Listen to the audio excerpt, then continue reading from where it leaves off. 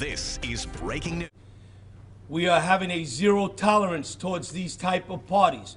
We go on social media proactively to go after and shut down these types of parties.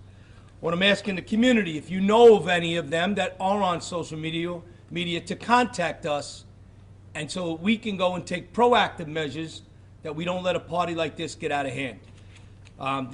We will be moving our Operation Overwatch into the community.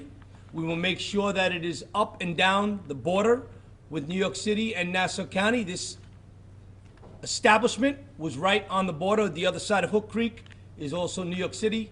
So we are going to have extra patrols put into that area going forward. I'm going to let the Detective Captain Fitzpatrick go over the details. Thank you.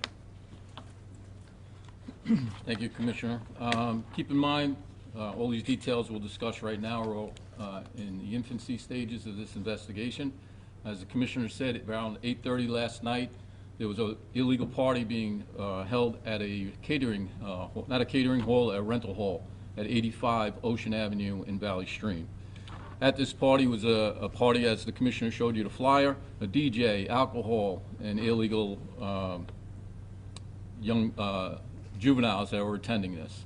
Around 8:30, a male assailant came up from the westbound 131st Avenue in Queens, which is right on the border.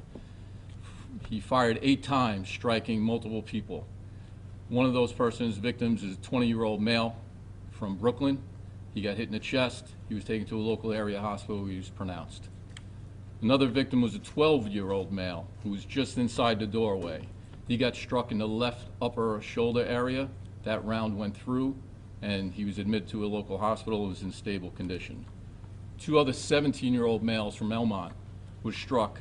One was in the rear of his leg, and the other one was a knee. Both of those individuals were treated and released.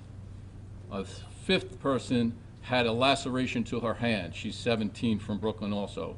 It's unknown whether a round hit her or she was cut in the turmoil that occurred after the shots were fired. It might have been glass or something sharp that cut her hand. After shooting 8 times, the assailant went westbound on 131st Avenue into Queens. We are asking anybody's help who might have been at the party or anybody who was there who might have seen anything to contact us at Nassau County Homicide or contact us through Crime Stoppers 1-800-244-TIPS.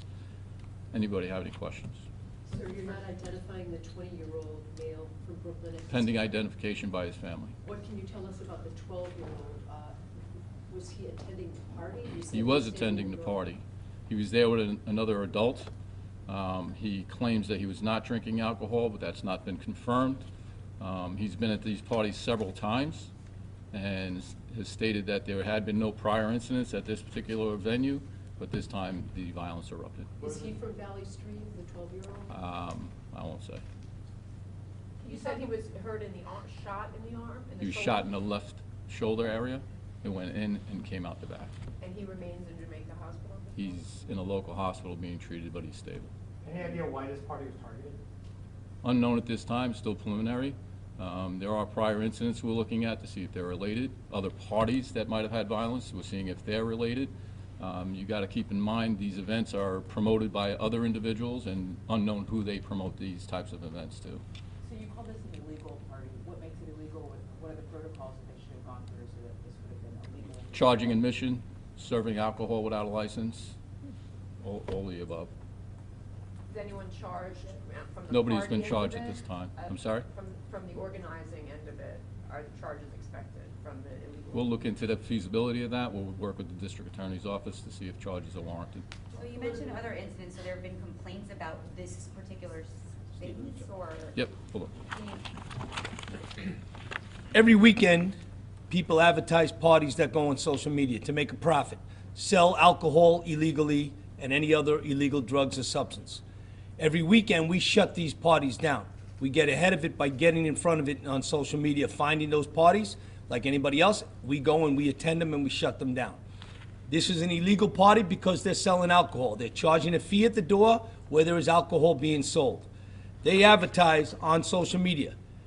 Look, it's simple. Your kids are all on these sites. They get invites to these parties. These are not organized parties. These are not your typical establishments that are licensed to sell alcohol, check ID, and those who come into their restaurant or their establishment.